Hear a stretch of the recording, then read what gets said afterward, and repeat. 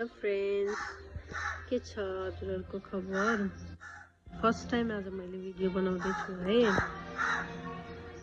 र मेरो भिडियोमा मैले यतिकै बनाइरहेको छु। आज चितवनमा म चाहिँ चितवनबाट हो। चितवनमा धेरै दिनपछि आज घाम लागेको छ।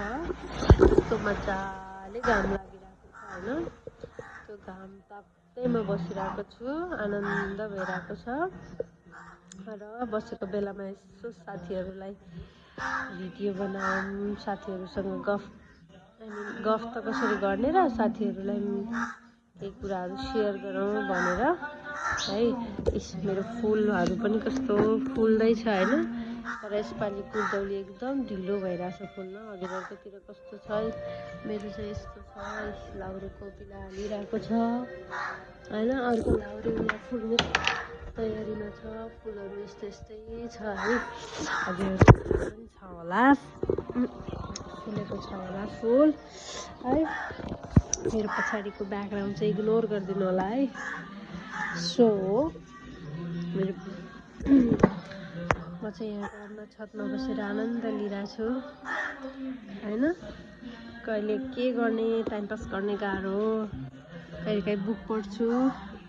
बुक मेरो साथी जस्तै भएको छ, तर अब यसलाई मैले साथी त भनिहालेँ हैन। यसलाई मैले ह्याबिट बनाउनु छ के। ह्याबिट मसँग कति बुकहरू छ हैन, जुन मैले किनेर थुपारेर चाहिँ राखेको छु। पढ्न खोज्छु, पढ्छु अनि त्यसपछि आधी यो चाहिँ फेरि मैले दोहोऱ्याएर पढ्न थालेको। भ्याएको त पुरै थिइनँ हैन, बिचसम्म पुगेर थिएँ। फेरि सुरु गर्छु भनेर पढ्यो। अनि त्यसपछि 2-4 दिन चाहिँ ह्याबिट जस्तै अनि बनाउँछु भन्यो। अनि के हुन्छ थाहा छैन। कहिले कुन बुक पढ्छु, कहिले कुन बुक छोड्छु। आज चाहिँ अब मैले यो लिएको छु, the power of subconscious mind. यो बुक पढुन्जेल चाहिँ एकदमै आनन्द लाग्छ है। छुट्टै संसारमा गए जस्तो फिल हुन्छ मलाई चाहिँ है। कतिजनाले यो बुक पढ्नु भएको छ। यो बुक मलाई एकदमै मन पनि पर्छ हैन। कति वर्ड हुन्छ जुन चाहिँ मैले बुझेकै हुँदिनँ क्या यो बुकमा हैन।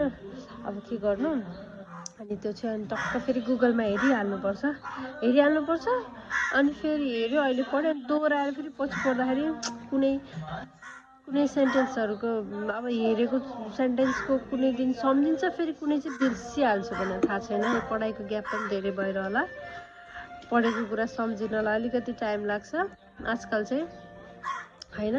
अनि त्यसपछि अब यो बुकमा चाहिँ कति राम्रो कुराहरू छ। हाम्रो माइन्डको बारेमा छ क्या। मेन कुरा हाम्रो माइन्डको बारेमा छ। यो बुकले चाहिँ हाम्रो माइन्डले कस्तो के काम गर्छ भन्दा पनि हाम्रो माइन्ड कस्तो हुन्छ, हामीले चाहिँ